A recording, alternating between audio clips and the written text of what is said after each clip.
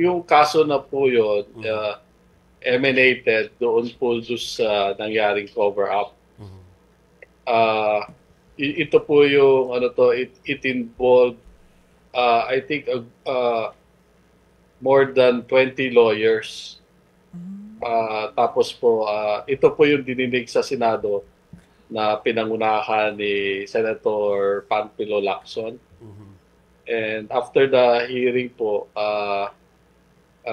nirekomenda po ng Senate motu proprio sa ano po, sa Supreme Court to file administrative charges against these lawyers po na who did the cover-up.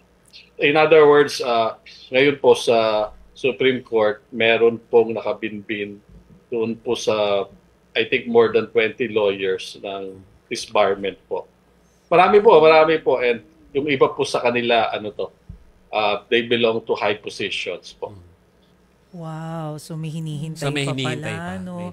Pero Sir Horacio, Ma'am Carmina, last na lang on my part. Ano po yung gusto ninyong sabihin dun sa mga taong involved sa fraternity, especially sa hazing, lalo na po yung mga tao na involved dito sa kaso ni Atsyok?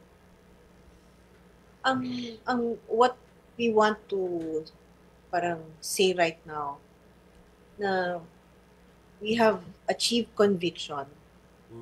We have proven that this fraternity has been practicing hazing.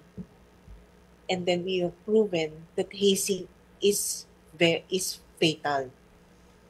So, parang on the part of hindi na kami nagkulang bilang mga magulang, paalala na tayo ng paalala, gabay yung talagang tutok ang gabay natin sa mga anak natin. And then sa batas naman, I don't think na it needs any more amendments. Matibay na yung batas, malakas na yung batas. What I think it needs is an implementation of the law, a strict implementation, participation ng schools, universities, and participation ng community as well.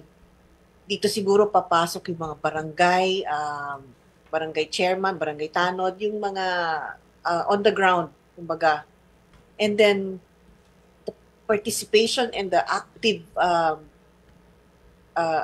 guidance and active strict rule implementation ng mga universities and schools. And lastly, parang ibigay naman natin yung responsibility sa mga fraternities and sororities. Bawal na po. May batas na po. Bawal na po ang hazing at physical harm and psychological harm and all that. Bawal na po. So, I think the change already should come from you because we have to stop this circle of violence na parang lagi natin itinuturo na since naramdaman ko to, sinaktan ako na I went through this grueling process of hazing initiation. Ganon din na ipapakita ko dun sa mga younger brads. But what is happening is we're just teaching them to be violent. Parang for me, parang kailangan na to make this world a kinder place for our children. Para pag sila naman ang lumaki, they would also be kind to other people.